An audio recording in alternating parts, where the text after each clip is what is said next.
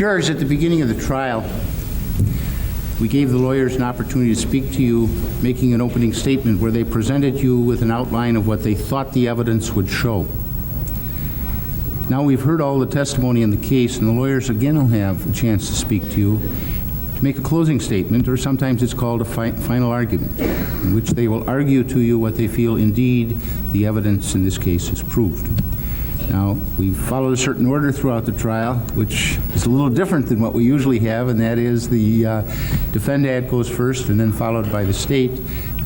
We continue to follow that order, so Mr. Boyle has the opportunity of making the first closing statement. Please, the court, Mr. McCann and his staff, and my staff, and ladies and gentlemen of the jury. We had, at the close of business yesterday, agreed to some time constraints as to how long we would take as an ultimate. I pledge to you that I will not speak 1 minute longer than I feel I have to. I ask you to give to me, as I know you will, for the next 45 to 50 minutes, your undivided attention. There's a lot of distractions in the courtroom, and there's a lot of reasons we look away. That doesn't mean you're not listening, I understand that, but the next exercise that I do in this courtroom has the imprimatur. It is the most important thing that's going to happen in many of our lives. See, we all do things as they affect us. We make decisions about ourselves. Sometimes as parents or spouses, we help make decisions on others. Sometimes we make decisions where our kids go to school, what kind of car they drive, when they can go out. But rarely if ever, do we ever make decisions that affect another human being's life. And we're about to do that. But I'm not going to do that. You are, because I'm finished. I had a lot of things that I wanted to do at the start of this case, and I think every one of them has been achieved. I have a concept of the system of justice that may be different than other lawyers, but I find myself serving a lot of different roles. First of all, every lawyer is an officer of the court, and that means that at all times he must respect and honor that court, whether he agrees with the judge or doesn't agree with the judge. It's like in the military, you respect the uniform, not necessarily the person wearing it. In the system of justice, you respect the court, and that's because that's the only way the system can function. The other goal that I feel as a lawyer is as an advocate of my client's cause. Not because it's something that I'm paid to do or hired to do. It's because I've taken an oath to do it. It's that simple. It's my oath. It's my life to be an advocate for my client's cause. And that doesn't mean to make up a cause. That means to take a cause and to allow 12 people to make a decision on whether or not I did what I was supposed to do in a court of law. So therefore, even though my primary function is an advocate of my client and as an officer of the court, I serve another role. And my other role is to help you do the toughest thing that you're ever going to do in your life, and that is to make a tough decision. And if I don't do that, then I'm not doing my job for anyone. And this is not to patronize, this is not to get into some good graces with you, this is just a fact. Jeffrey Dahmer is here having pled guilty to 15 murders. Jeffrey Dahmer is here because certain doctors indicated that he was insane at the time he committed the offenses. Now we're going to use a lot of words. We're going to use a lot of words because a lot of the words say the same thing, but we know what the definition of insanity is in the state of Wisconsin, and you probably can recite it as well as any lawyer who's ever studied law, and that is whether or not a person at a given moment in time was suffering from a mental disease, and as a result of that mental disease, that person lacked substantial capacity to conform his conduct to requirements of law or appreciate the wrongfulness of his conduct. Now the reason for that is clear, because some people can conform but can't appreciate, and some people can't appreciate but maybe can't conform. There is no wrongfulness of the conduct issue here. It has been admitted, it has been not fought, it has been accepted that I have not been able to sustain my burden of proof from the moment this trial started on the question of whether or not he appreciated right from wrong. He did. So I'm here to talk to you about whether or not this mental disease that we have proffered was met to a reasonable degree of certainty by the greater weight of the credible evidence. And if I have shown that, and I don't mean I like I'm on an ego trip, my job is, if I have achieved that, then the next question is, as a result of that mental disease, did he lack substantial capacity to conform his conduct to the requirements of law? And I submit to you, that's the only question that you're going to have to wrestle with, because the mental disease was proven to a reasonable certainty by the greater weight of the credible evidence. So in preparing myself for what I was going to do here today, I have made a lot of decisions, one of which is I'm not going to bore you to death by telling you 10,000 times from Sunday what you already know. Secondly, I'm going to try and focus on Jeffrey Dahmer as a human being, not for sympathy. He deserves absolutely no sympathy unless he was mentally ill. None. But if he was a product of a mental disease, then he deserves sympathy in the same way that a person who has a physical problem or disease deserves sympathy. But this is not a case of sympathy. This is a case of fact. And I have accepted that burden to prove to you that he was mentally diseased. The definition in the jury instructions is not something that's just made up. This is a group of the greatest minds in the state that said, in our state, in all of the courts, and in the Court of Appeals, and the Supreme Court, we accept a person as being mentally diseased when he has an impairment of the mind, whether enduring or transitory, that affects his mental and emotional processes. And if you say, you know what, he was mentally diseased, and you agree to that by the numbers that you have to pursuant to law, then you go into the question of the conformity. So because I'm not going to stress a lot of facts, it's because I don't think they need to be stressed, except hopefully as I've done it to aid you. We have all taken oaths. I asked the question in voir dire. We are all exactly the same as we stand here today, having taken a solemn oath to see that the ends of justice are done. And none of us will violate that. That I'm certain of. None of us are going to say, I'm going to make my decision on the basis of what's going to be perceived later. I am so convinced that we are able in this country of ours to get jurors to call it the way they see it, because when you take the oath, that's what you say you're going to do, and you put no other things in consideration. You know, we got a lot of a la carte Americans in this country. They want to rewrite the Constitution. They really want to rewrite the Declaration of Independence. They want to tell you, well, in this kind of a case, forget justice. Come on, he killed all these people, forget it. It's all over with. He doesn't deserve the time of day. An eye for an eye, a tooth for a tooth. They're boat people, that's what they are. They should get on boats and get out of here and go live in a country where that kind of stuff goes on. It doesn't go on in America, because we live in a country where we all are entitled to liberty and justice. And justice is met by your verdict. Not by what I think, not by what Mr. McCann thinks, not by what these 7 doctors think or the judge thinks. It's what you think. That's what justice is. And whichever way you call it, it's justice, as long as we subscribe to the oath that we took.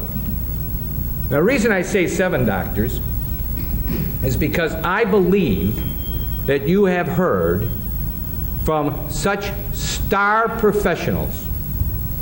Each and every one of these men and one woman that came in here to talk to you put their whole person on the line to do what? Because they wanted to volunteer to come in on this big serial murder case? Nonsense.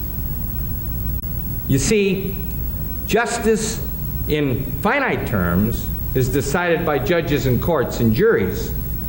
Justice in the infinite term is decided by our Maker, our Creator. And we subscribe to the Christian Judeo philosophy, which says that every human being will be judged someday.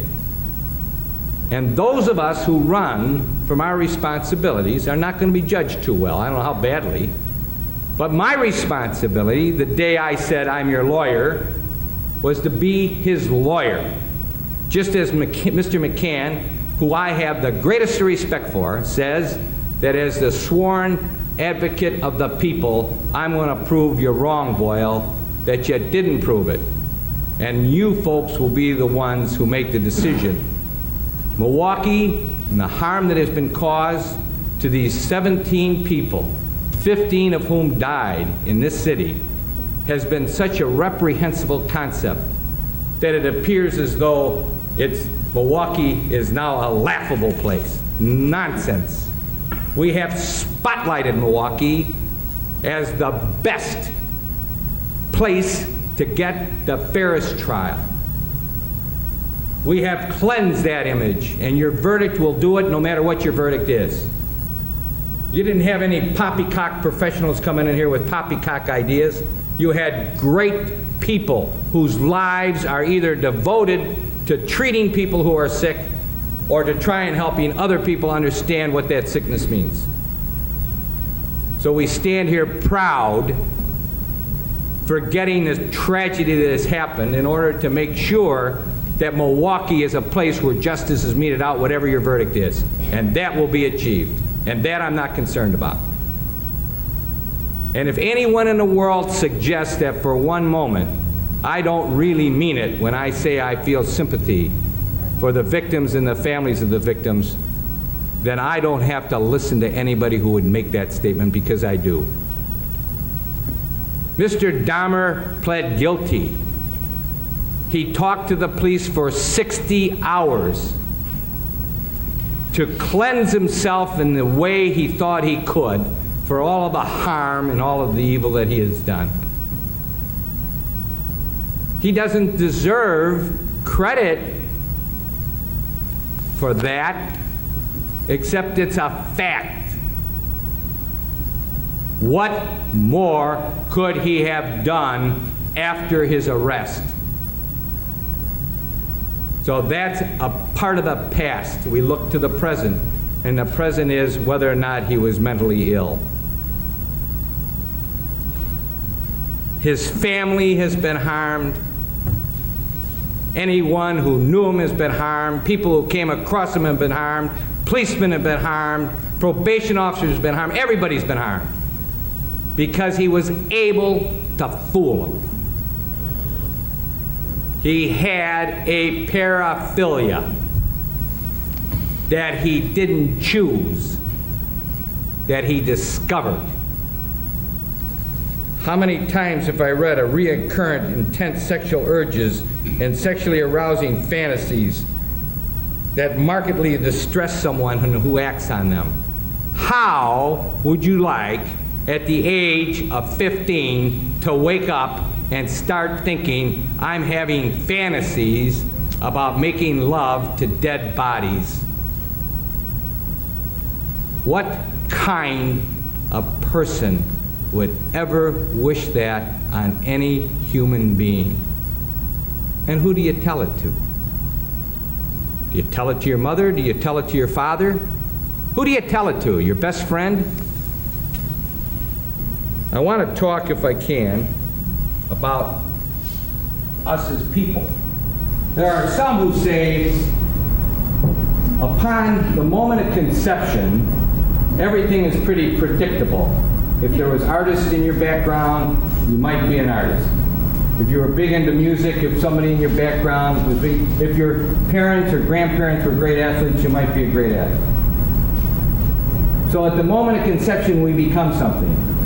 And then we look at the person as they go along, and choices are made. All kinds of choices are made. Some people go into drink, some people go into cocaine, some people go and become professionals, some become doctors, some become teachers, some become movie stars. We all become something.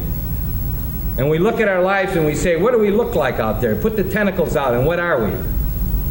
So in order to show you what happened to him, not at the moment of conception, but what he evolved to be, I have tried, in order to keep this thing to some kind of a logical explanation, drawn up the Jeffrey Dahmer human being.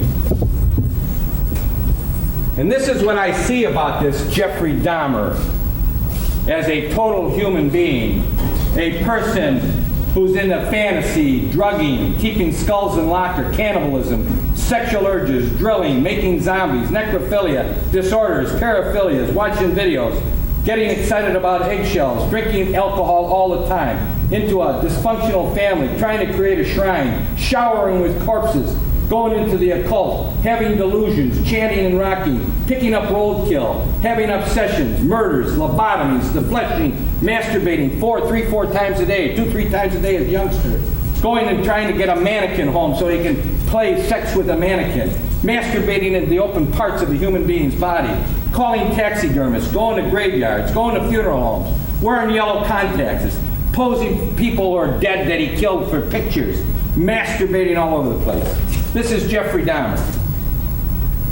My little star, my little circle would say lawyer, father, sports, happy.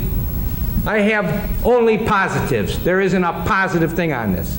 This is a young man who never had a relationship with another male on a friendly basis for a day's time. This is a boy who at the age of 15 or 16 found himself sick. And if it's so simplistic that too bad, so bad, he could have done something about it, it's his own fault, so anything that happened after that is his own fault, then we're not talking about justice. Then we're talking about a lot of other things. We're talking about just neglecting the realities of life. But if we look at a guy who's sick and say just how bad was that sickness, then we're doing justice to the question, whatever the result of the question is. So in order to give you, hopefully, some idea of just how bad this sickness was, the two charts that I showed yesterday, where I have put down the names of the unfortunate victims of this steamrolling killing machine, start basically with Mr. Hicks in 1978 at 18 years of age. Who would have predicted that this man would have killed a human being, kept his body, kept his skull, opened up his body and done the sexual things that he did, kept it there for 2 years, to have returned then to take it out, to smash it up and to give it. Who would have predicted it? Who could have predicted that at the young age that he was when he started into this fantasy business, that would have happened when he was 18? No one. And you know, from 1978 through 1987, this paraphilic Jeffrey Dahmer didn't kill again. He drank alcohol. I don't know how you wouldn't have to, having done what you did to Mr. Hicks, how you wouldn't have something that you had to do to get that out of your mind. Oh, it didn't surprise me that he became alcoholic. I don't know how you could get up every day and think about that for 9 years, having killed a human being. I don't know if you've ever dreamt about hurting anybody. I've had those dreams. And I wake up in the morning and the first thing I do is I thank my God that it was only a dream. Because the depression connected with that dream is so severe that it's dysfunctional until you realize, oh, thank God, that was just a dream. This wasn't a dream. This wasn't a dream. This was a sick boy right here. Plenty sick. And anybody who says just mean or evil is trying to sell you something that can't be sold. This is sick. We get him back in 1987, and what's he trying to do? But like what many of us do, we make the mistake of trying to heal ourselves. I'm going to get into religion. Can you believe that all of a sudden somebody's going to get into religion that never was brought up in religion? It didn't work. He was living with his grandmother. He was desolately lonely. He was all alone in the world. And he was trying, because that's what he wanted to do. He wanted to try. And he failed. You know, I don't know why I always go back to alcoholism and anorexia and bulimia and things of that nature, because it's the only thing that I can even relate to. I've never met anybody who's told me that I have these real fantasies about doing this to somebody. I'd walk away from a person that said that. So I don't know how this paraphilic business works, and that's why I had the likes of Dr. Berlin and Dr. Becker to give you an idea. Because none of us can possibly have gotten anywhere near to the fantasy level that this kid was at when he was 14 or 15 years of age. In my lifetime, I can't even envision allowing my mind to get to the point where I would think about having sex with a dead person, an unconscious person. And he's got that at 14 and 15, and he's masturbating 2 or 3 times a day, and Dr. Dietz says that's normal behavior, and I submit to you it isn't. I submit to you that, you see, if you're an alcoholic and you drink too much, you're going to die. That's what's going to happen to you. You're going to drink yourself into the grave. If you're taking narcotics too much, you're going to have an overdose and you're going to die. If you become bulimic or anorexic and you continue, you're going to die. But when your mind is in the gutter, it stays in the gutter, and it never gets out of the gutter until something changes it. It's an insatiable appetite. Filth is an insatiable appetite. There's no end to it. And that's the living proof right there. There's no end to it until you destroy everything that is right in life. You destroy yourself, you destroy other people. That's what happened here. An insatiable appetite. He had to do what he did because he couldn't stop it. This isn't a matter of choice. Not when this pattern's here for these years. So in order to get away from it, he started doing all these great things that made a lot of sense, right? Video stores, peep shows. I'm going to stop it. I'm going to get some sex. I'm going to stop this fantasy, this recurrent urge that is markedly distressing me of having sex with dead people. I'm going to stop it because what I'm going to do is start hanging around gay clubs. It wasn't working. And each and every time he progressed to be worse and worse and worse. Okay, I'm going to go get a mannequin. That's going to end it. That didn't work. That's foolish. Okay, I'm going to get a grave. I'm going to go to find somebody I really want, and I'm going to get them so I don't end up hitting anybody. I'm going to bring a body home to my house. And that'll be the end of the problem for me. It didn't work. Can you imagine what it would be like to even think about doing something like that? And what that would do to your mind. So now what we have is we have a Jeffrey Dahmer in 1987 who's been going around really doing some great things to help him out of his problem. Like drugging people will help me get out of this. I can do my thing to them and it'll be fine and that'll be the end of it. And it didn't work. Now, do we say, well, tough luck, Dahmer.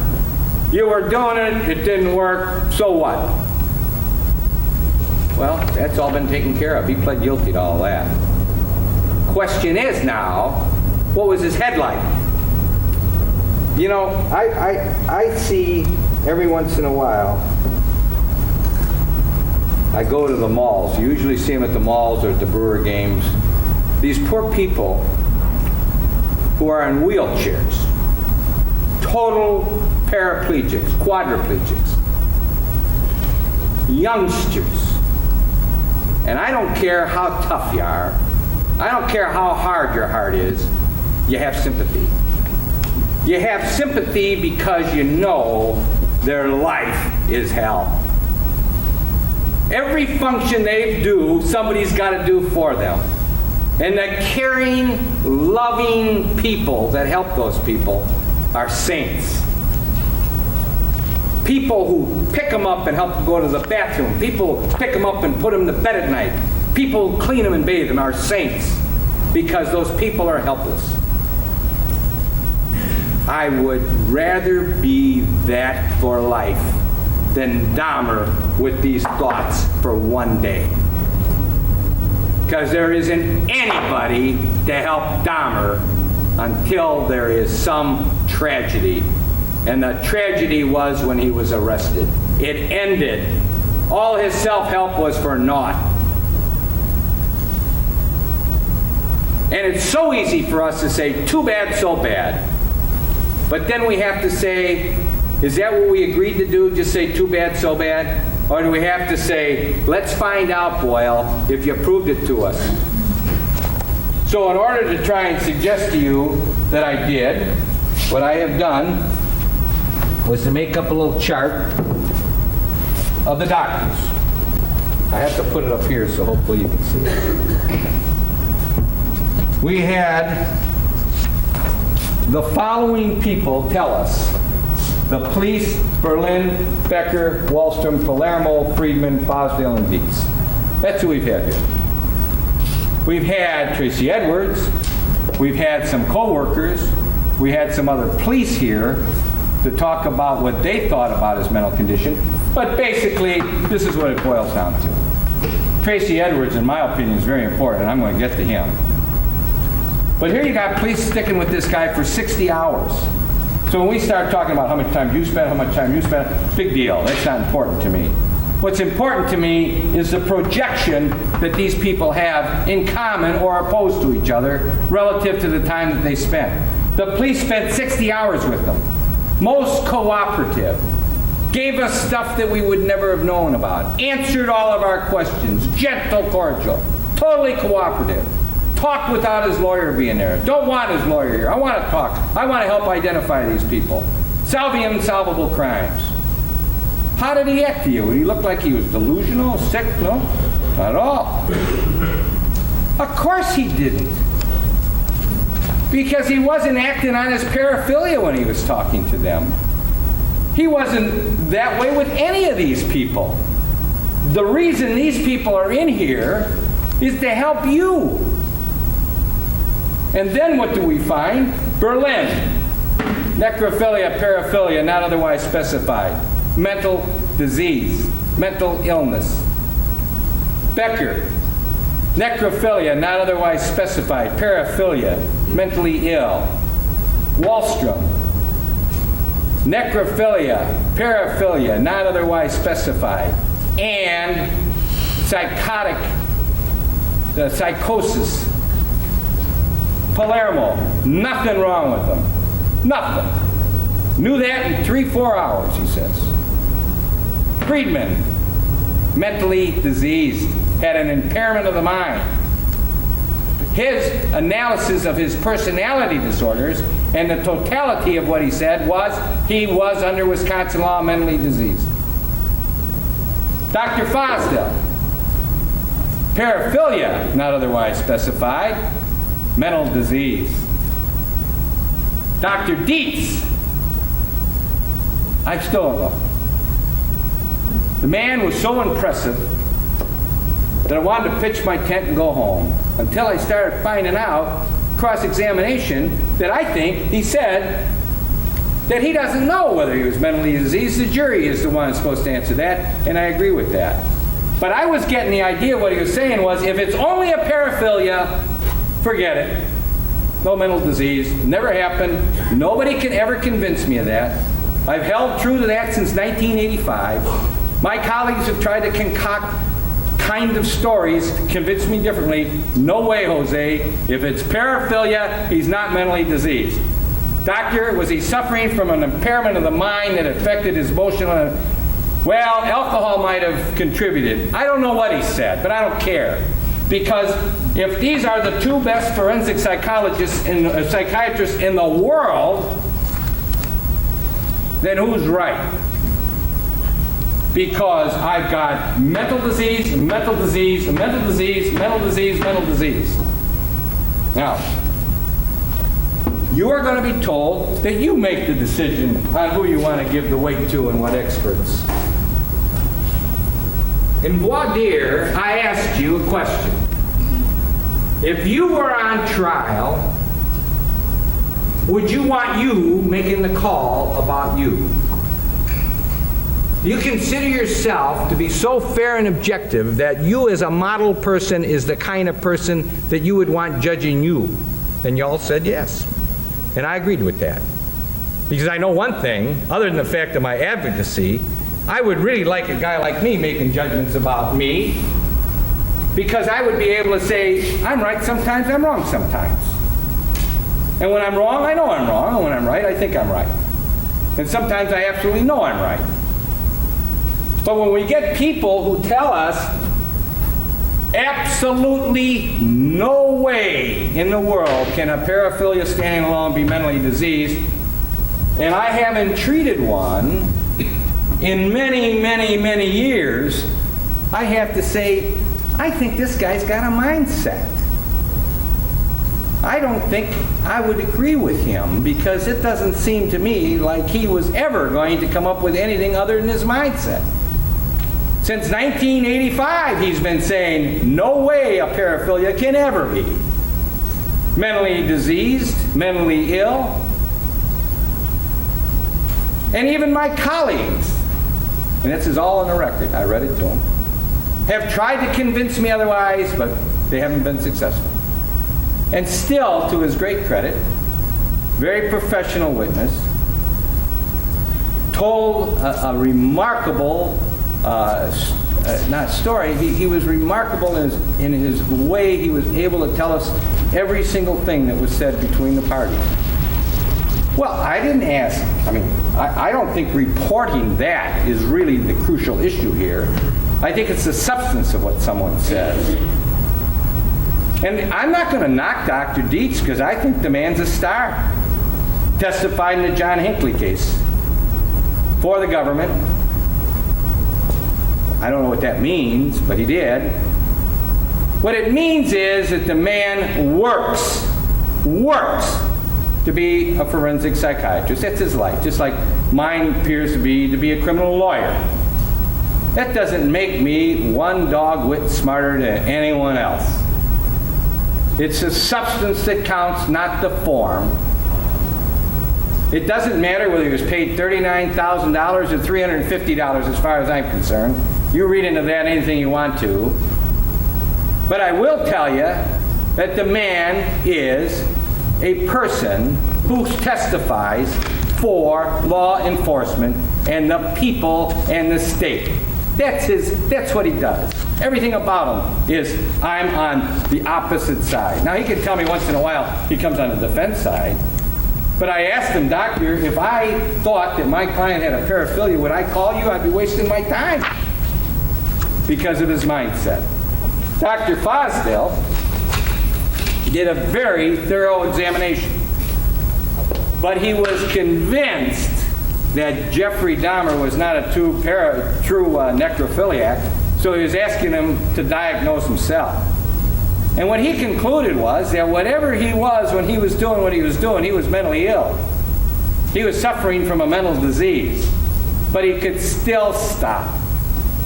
And I say to you, thank you, doctor, because you're giving us something that we didn't necessarily have to have from you.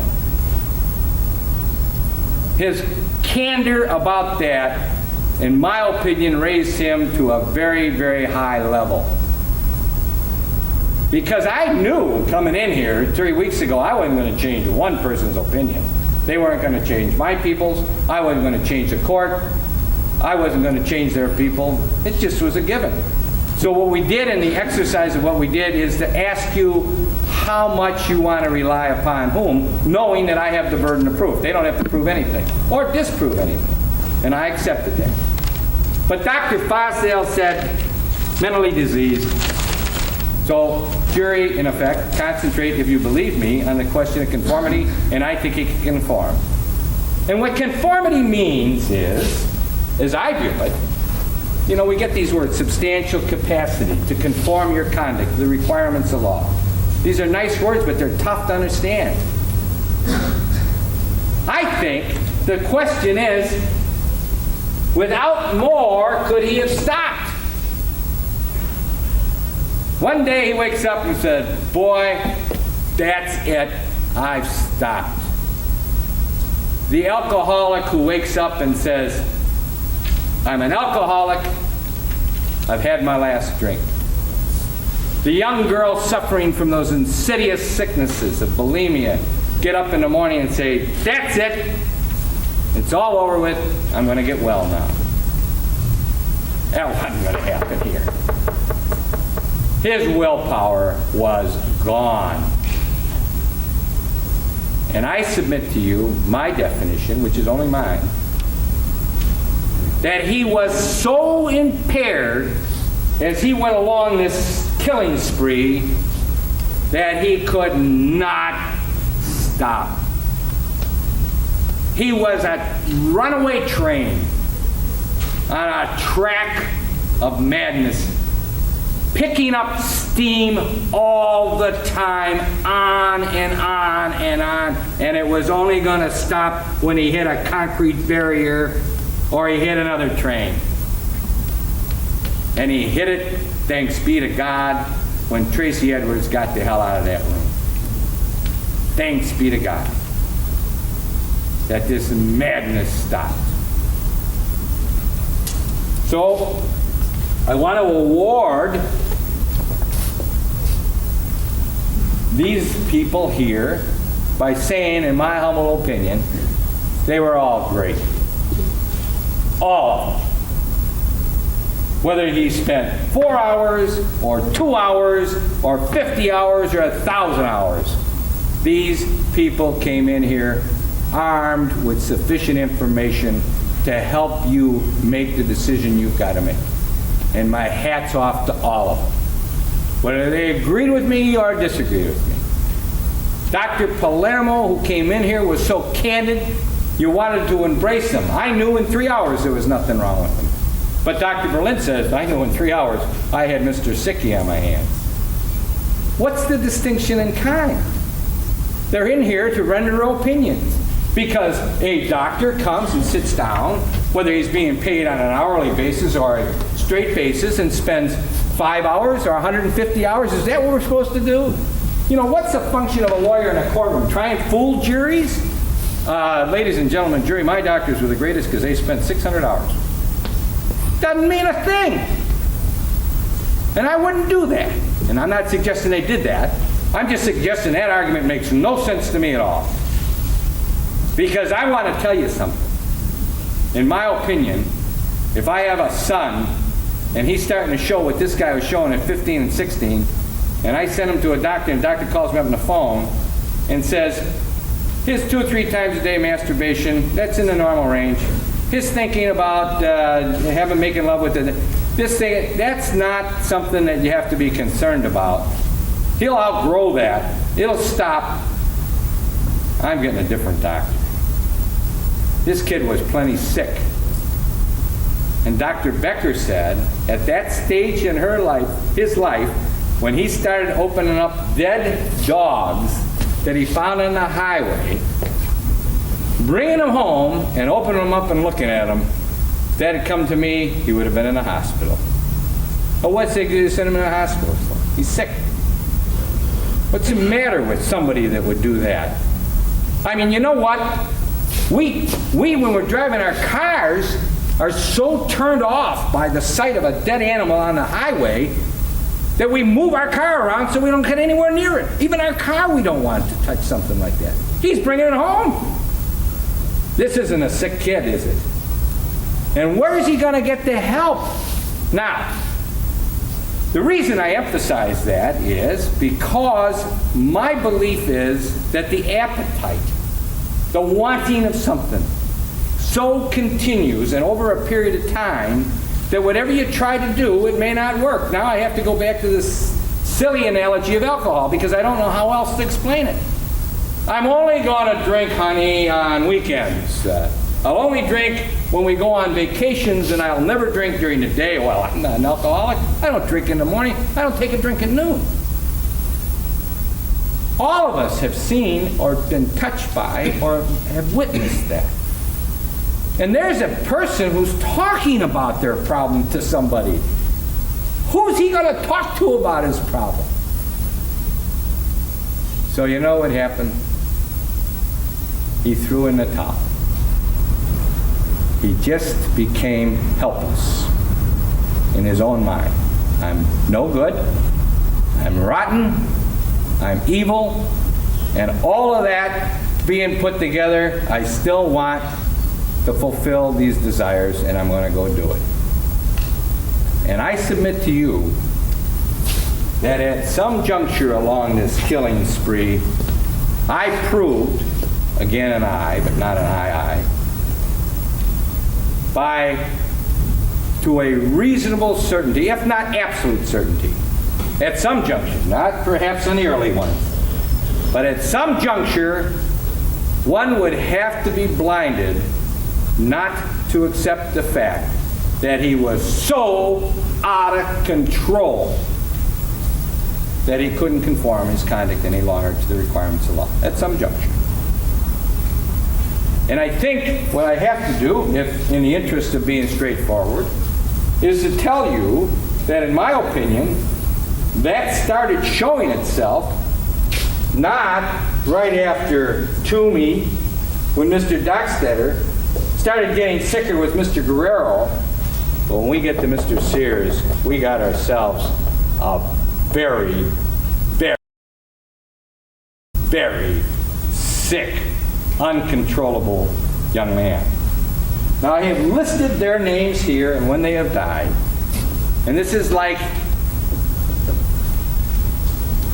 hopefully an understanding that these young men died because of a crazy man, not an evil man.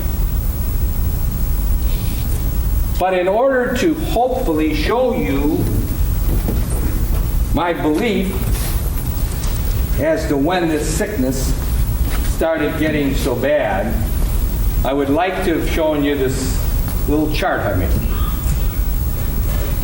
Everything seemed not so abnormal until 15 or 16. He was just a kid. His mother put the head to his heart. He has a little brother. There was nobody in the home. It wasn't a lot of fun. I tell you, I grew up with 6 in my family. There was a ball. It was World War III every day, but it was a ball. We played together. We fought together. We had a lot of fun together. This guy had nobody from birth, except as told to you by the doctors. One would have to say, on balance, was he an active youngster, a semi-active youngster, an inactive youngster, a lonely youngster, a desolately lonely youngster? You make your own choices. I don't think his childhood was something that we would have prayed, any of us, for ourselves or for anyone we were raising. But nothing so far out of line. Did some things with tadpoles, did some things with fishes, started showing a little bit of an interest. But now he starts in the fantasies. This is when we've got ourselves in harm's way with the head of Jeffrey Dahmer. This is when his mind is really starting to go. He starts masturbating, fantasizing, thinking, planning. Can you imagine? Can you imagine at 17 years of age? Put yourself in the head of a 17-year-old boy saying, I see this jogger running down the street or the highway and I want to go up and hit him on the head and drag him in and have sex with him. Can you imagine having that desire and that thought? How sad and how sick. He killed at 18. He kills at 18,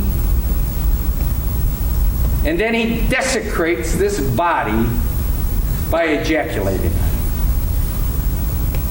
Now, what would have told anyone that this kid, up to this age, would have ever done anything like that? He's starting to get sick.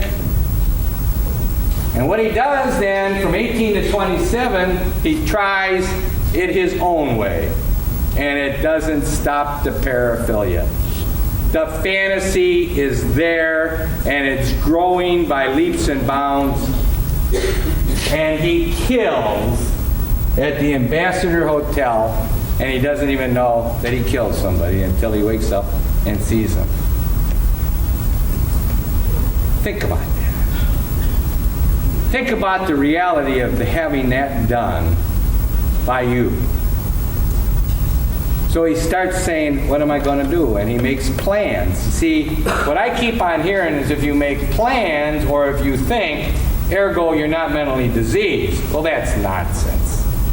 There isn't a person in the world that can say that rids oneself of the question of whether someone is mentally diseased. The anorexic, the bulimic, the alcoholic who's got alcohol dependency so bad that he's able to go to work is not really diseased. Of course they're diseased, but they're thinking, they're planning. They're trying to correct the problem. So he takes the young man home to his grandmother's, and we know what he did. And he kept the skull.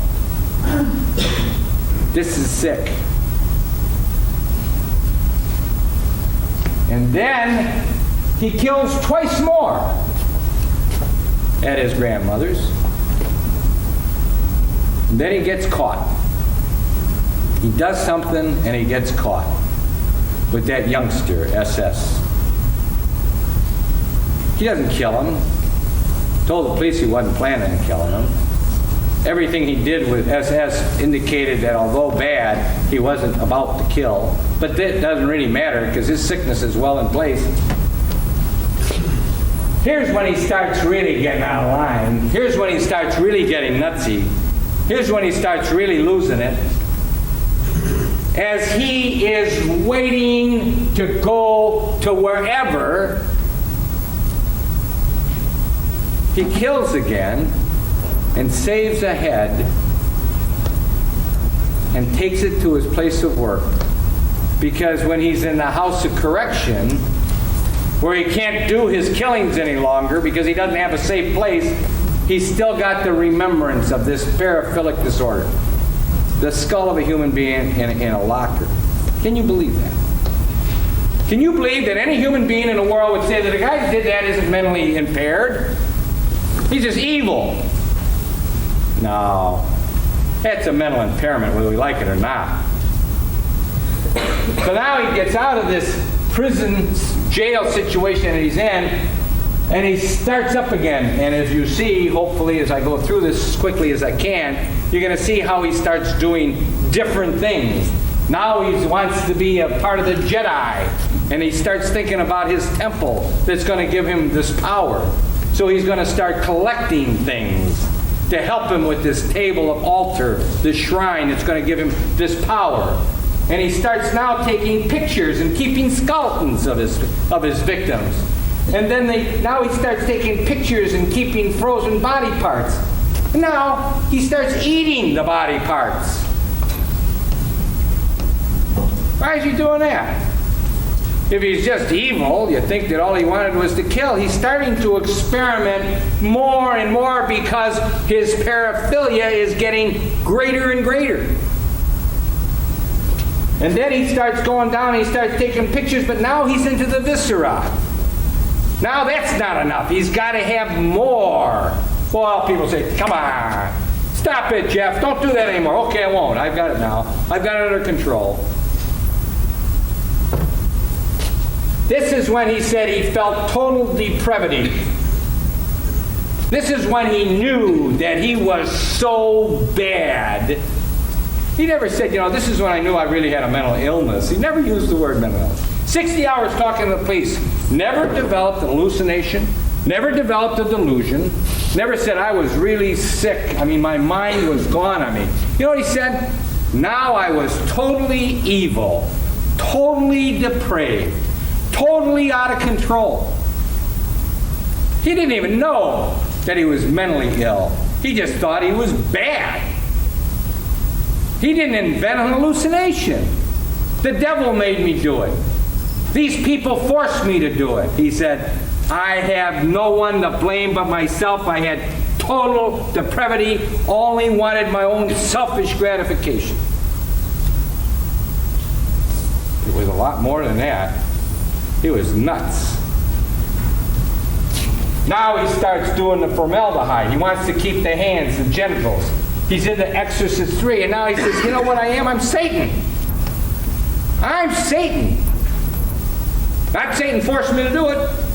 I'm Satan. That's how bad I am. Now he starts homemade lobotomies, trying to keep skin. What about that, doctor? Homemade lobotomy? Well, it could work. You know, it could have worked. Yeah. I mean, if I said to you, you know, and I want to make this sure that I'm not making light of any of this, if I told you that I have a pet at home that's out in the farmyard and I really want to bring it in, but I got to make sure it doesn't make noises that I don't like, so I'm going to bring it in and do a little work on its head to try and see if I can't pierce the head and knock out the noise that the animal makes, whether it be baba or an oink or whatever, because I want it to be more like a dog and I want it in the house. You got to say, God, get that guy some help, for Christ's sake. Something's wrong with him. This man's a nut. He's a fruitcake. Doctors say, well, you know, he wanted a sex slave.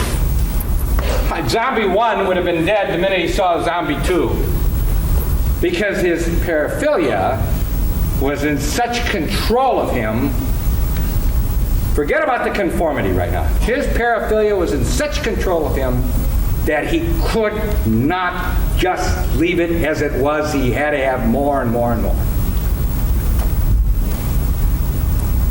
Here we have number 10. And I'm not calling these number 10s because I'm showing any disrespect for these folks as persons. I've listed all of their names. I pray for their souls.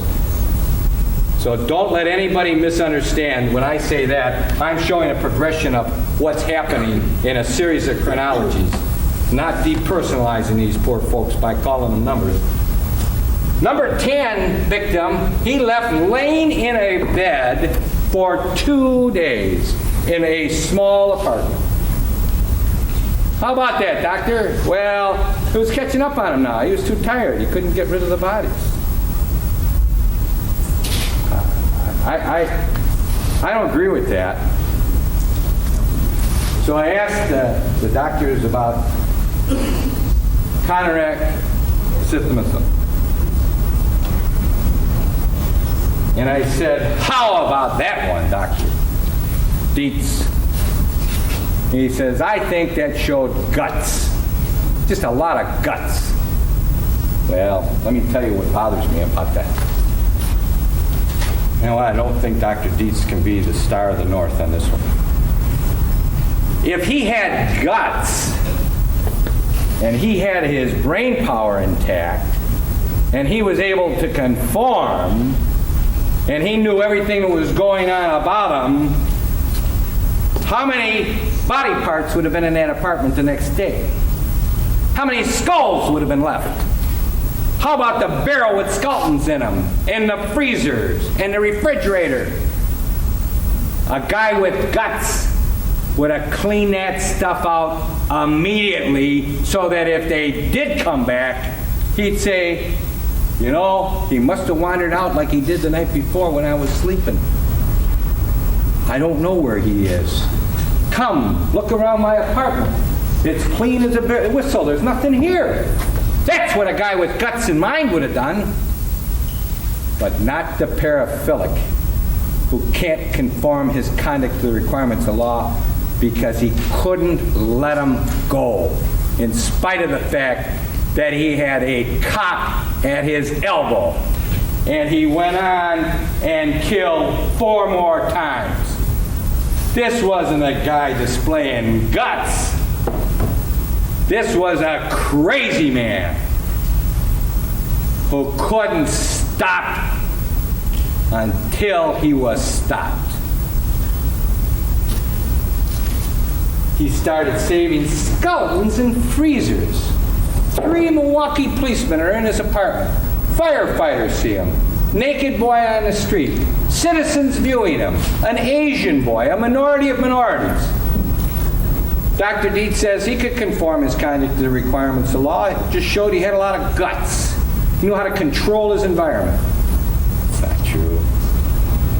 I submit to you, this time, he's so out of control that there's no way he can conform his conduct to requirements of law. before the early parts, I can't stand before you and say I proved it absolutely. I am not certain if I proved it to a certainty by the greater weight. But I submit to you, when he's on his way to jail and he kills that poor Anthony Sears so that he can have his head in a locker while he's at work, he's out of control. Not somebody who's just fulfilling their own selfish desires that can quit anytime they want. It's a hell of a thing to have to ask you to even think about. In your wildest dreams, you couldn't write this script. It wouldn't be possible. It would be so unbelievable. And whoever read it would say, well, at all times he could have stopped. He could have conformed. The person would say, well, I don't think so. There was a time when this guy let go to the point where he just lost it. And they say alcohol. So bad. You know, there's an awful lot of people in this world that have alcohol problems, and we don't see that kind of happening. I think it's clear to me that when a doctor tells you that he's an alcoholic, it's clear that he's an alcoholic. But his alcoholism, or his use of alcohol, isn't causing him to kill these people. His paraphilia is causing him to kill these people. His alcohol lowers his inhibitions. I asked the doctor about what Dr. Resnick, the nationally known person, says. Alcohol is used to kill. What difference does it make, doctor, that he drank? Would they not have occurred had he not ever had a drink of alcohol? Not one doctor has said they wouldn't have happened if he didn't have alcohol. And if they did, I think we'd all laugh him out of the courtroom. These weren't alcoholic killings. These were the killings of an insane human being who couldn't stop killing because of a sickness that he discovered, not chose, discovered when he was 15, and it never, ever stopped growing. And the little futile attempts to make it stop growing by Jeffrey Dahmer just didn't cut it. He is taking showers with 2 dead bodies in the bed that have been in there with bleach and disinfectant. He could have said, gee, this is too much now. I'm getting tired of doing this. This is too much work. I got to find out. I'm going to go back to just going to the bathhouses again and doing my pill drugging thing. Would have been nice. Wasn't in the cards. Tracy Edwards would have been dead. Thanks be to God, he isn't. And you know, when I saw the locks in the door, when they showed me what they looked like from the inside, I might have said when Geraldo or Donahue asked me, I don't know, I saw a couple hundred locks as far as I'm concerned. What difference does that make? You heard the testimony. I told them how long I talked to you, 15 minutes. When's the first time we met the night before? Oh, I'm going to fool this jury. I'm going to have this Tracy Edwards start saying rocking and chanting like he did on Donahue and Rivera. That's going to sell the program. Nonsense. What do you think was going on in that apartment for those 4 hours when Dahmer was in there and he got that Tracy Edwards up there? He was getting ready to kill him. And the only reason, in my opinion, that Tracy Edwards is not dead is because Tracy Edwards is very bright. He knew how to jive sufficiently to keep this guy from making the final move and the fatal move. And it was only after a period of time that he saw his escape route and got out of there. And he runs down and he tells the police, there's a crazy guy up there. This guy's in and out of a trance, he tells us. He's watching Exorcist 3, rocking back and forth and mumbling and chanting. Well, what would you expect a guy like Dahmer to be doing while he's getting ready to kill a human being and keep their skull and deflesh him and cut him up? And I asked Dr. Palermo that, and he said, well, it's like he's going to work. I mean, that's just so silly. This is a sick guy. And thanks be to God there's a Tracy Edwards around to at least help you make your decision.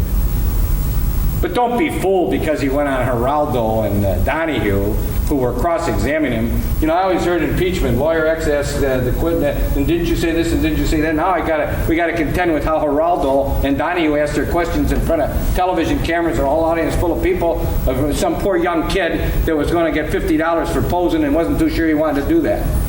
How many locks did you see? A lot of locks. I saw about 8 or 9 locks he had. Well, he did have a pretty good security system. That's a fact.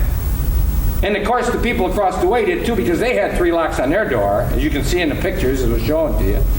So I don't see what we really got down to with poor Tracy Edwards, trying to say, you know, you're making this up because what? You want to be a star or something. Nonsense. This guy was getting ready to kill him. He was going to be victim number 16, number 19.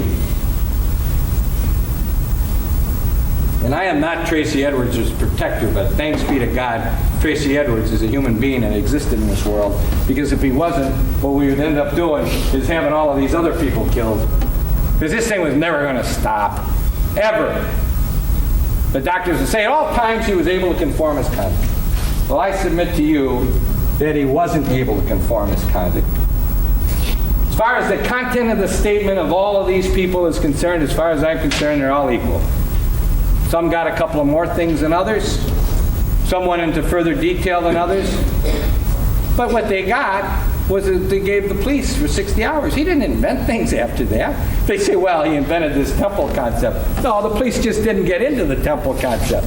He didn't invent that. If he's smart enough to start inventing, he's going to start inventing hearing noises and hallucinations and delusions. He never said I was having a delusion. Eating body parts, the doctor says, is, well, there's, you know, some people believe that it's part of the protein, so you are what you eat. He believed that this way he keeps them with him when he eats their body parts. That's not bad thinking, huh? That's not the thinking of a crazy man. I'm going to create a sex slave. No, that's okay, because frankly, he might be able to do that. That's crazy thinking. Chanting, rocking, having an altar where you're going to lay out the 10 skulls of 10 human beings you killed, to sit in a chair and to draw power from it in order to become successful in life, and maybe like in the real estate business, is crazy thinking. So I submit to you, you may not agree that I proved conformity, but I proved insanity.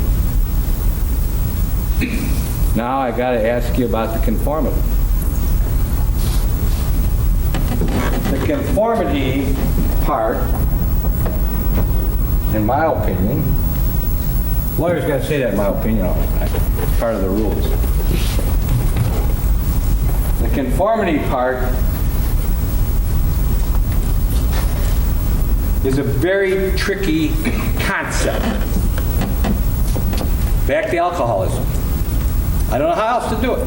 I wish I could do it some other way. Person takes his first drink when he's in high school. Prom. Gets drunk. Goes to college. Fraternity parties.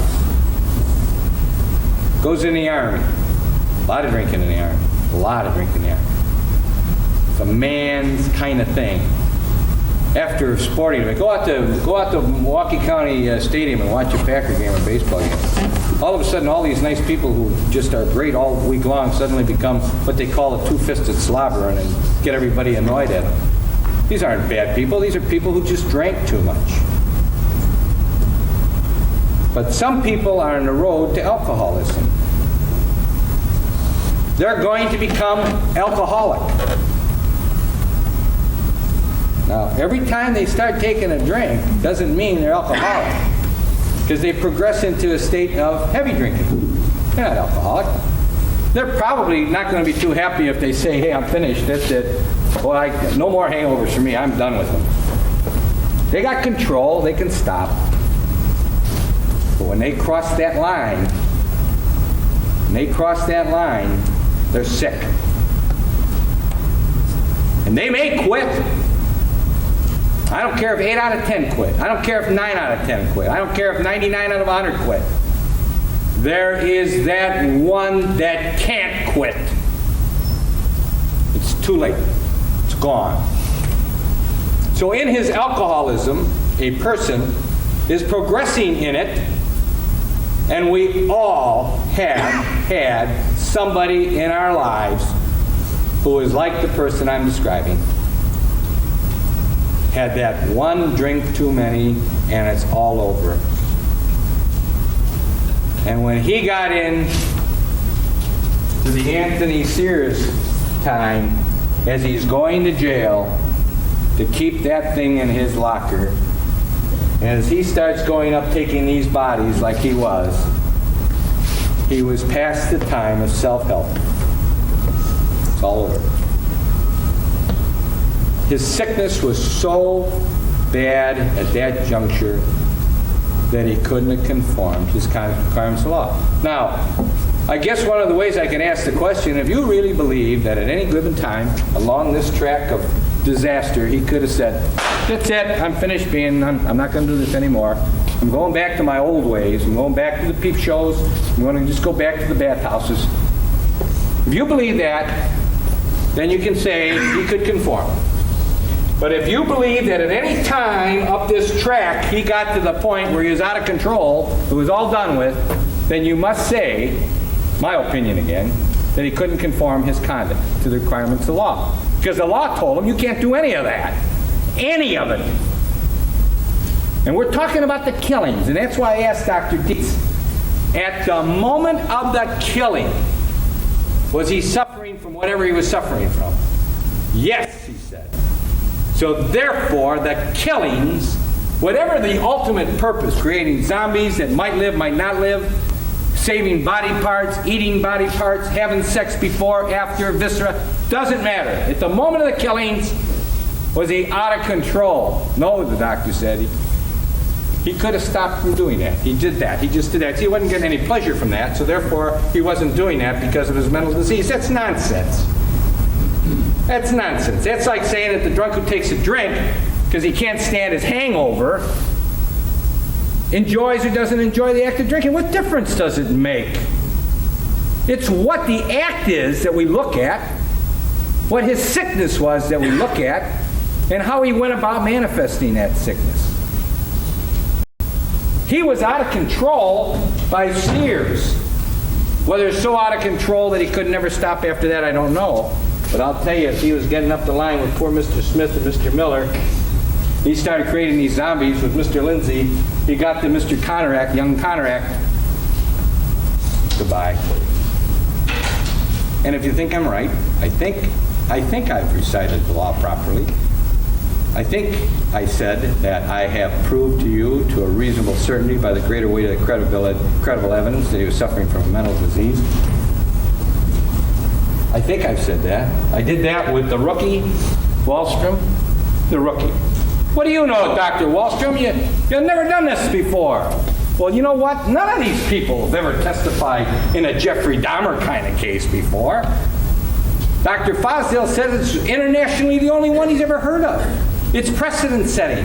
So what difference if they're used to testifying? It's like saying that the only good trial lawyers are those who have done it 50 times. That's nonsense. It doesn't have anything to do with it. These people who are forensic psychiatrists are trained to tell juries, look at juries and tell them what their opinions are. So I should have gone out, I'm a dumbbell, right? I should have just gone out and got forensic psychiatrists. I went out and got psychiatrists who knows what the heck is wrong with this guy. Isn't that what you wanted to know? Isn't that what my obligation was to you? To tell you, to bring to you somebody who can explain this madness so that the world out there knows they're seeing this, so that there's some people out there that say, good God, there's help for those like him. Because no human being in the face of the earth could do anything worse than what he did. Maybe just change the age or the sex of the victims, but the acts, nobody could be more reprehensible than this man if he's sane. Nobody. The devil would be in a tie. But if he's sick, then he isn't the devil. And I submit to you that he was so sick. The question that remains is, could he have stopped? Now, substantial capacity, in my opinion, means that he was so impaired, or became so impaired, that it was all over. He couldn't stop. He couldn't conform. He couldn't say, I'm not going to do it. He was the alcoholic with the shake sitting at the table with the bottle in front of him who takes the drink. It's too late to ask that guy, hey, pal, come on. Don't take that drink. It's all, you got control. He's like the mentally ill alcoholic whose alcoholism is so bad that everyone in the world knows without question that he's going to take that drink. That's what Dahmer was. What time is it? Huh? I said 55 minutes. I'm an hour and 10 minutes. I got a rebuttal. And rebuttal is a thing that lawyers do to say, this is what I don't think the other fella made sense in telling you. Mr. McCann will tell you, absolutely, that basically everything I said about the mental disease and the conformity is wrong, and there's no proof of it, and I failed. And I'm not concerned about that, because that's his job to do that, and I believe he believes that. I think he believes that all my doctors were nonsense people, although Dr. Dietz said that he would refer people with paraphilic disorders to Dr. Becker and Dr. Berlin. See, there's no ego in these courtrooms as far as I'm concerned. If anybody in the world thinks that I was going to change Dr. Dietz's opinion about anything, I would really think I'd be smart to be able to change anybody's opinion about anything. That was not the test in this courtroom. It wasn't the test to see who's the smartest, who's the best. It was to explore what they said so that you people can say, you know, I got to rely upon Dietz. Dietz was so much better than the others, and I don't care what they said, I'm not listening to him. Dietz has it all figured out because he spent 18 hours. And what does Berlin know? He only spent 3 or 4 or 6.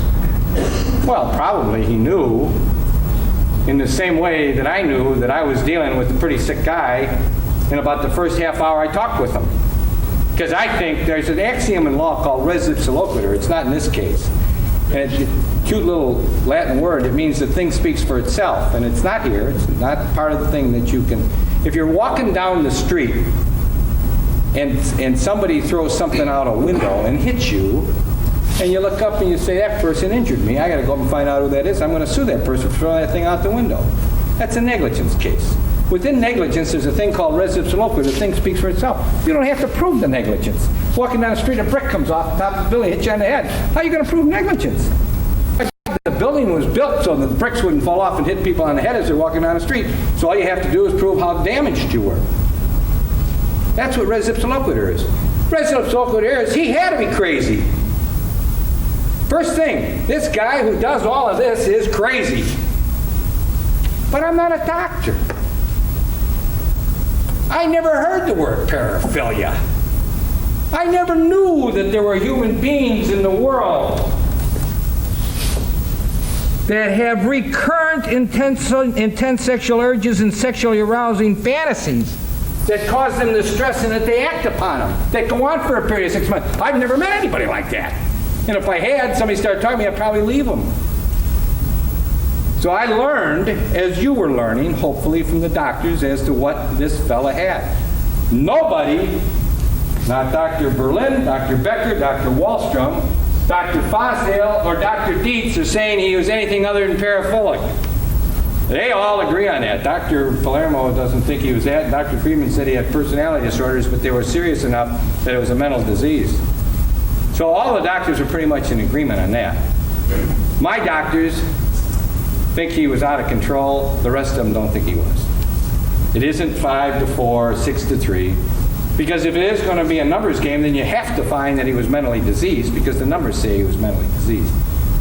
You're just going to have to say whether or not he was out of control. And I want you to remember one thing. My doctors said that as he was going along this killing spree, it got worse and worse and worse, and his substantial capacity lessened and lessened and lessened until it was non-existent. And that's what I've said. And your choices are going to be whether or not he was insane as to all, sane as to all, insane but able to conform, sane as to some, able to conform as to some, insane as to some, unable to conform as to some. And in rebuttal, I'm going to tell you the effect of that, as I'm allowed to. You know, we all live by rules of the court of law, so there's things I have to say and can't say. But we're going to all use our common sense here today, and we're going to walk out of here with pride in the fact that all of us have done what we took oaths to do. And not be concerned about the world at large, because we can't. You know, I often said I try not to be a hero. I know I'm not a hero, but I try not to be a coward. And I will not run from what I say I have to do. And I know you won't run from what you said you will do. So with that, I'm going to sit down. I think we're going to take a break, and Mr. McCann's going to argue, and I'll have rebuttal. I thank you for your consideration.